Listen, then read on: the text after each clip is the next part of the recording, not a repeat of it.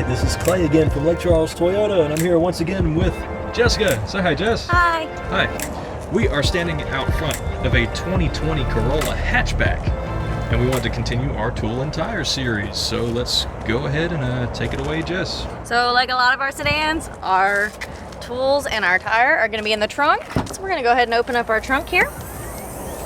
You do have this handy dandy little hook on the back. You push, you're going to pop it up, pull it up. You got this nice little string we're going to hang it from. So it's nice and out of the way. So you have all of your tools here in the styrofoam. Keep them quiet while you're on the road. And you have your spare tire in the middle. And it is screwed down to eliminate road noise. So we're going to do a lot of screwing again. Go ahead and take that out.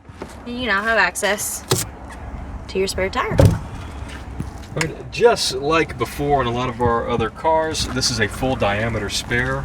It is not a full size spare, but it is not a donut. It is the same size as what you have on your vehicle. It is much safer to ride around in case you ever need to use it. So that is how you access your spare and your tools in a Corolla Hatchback.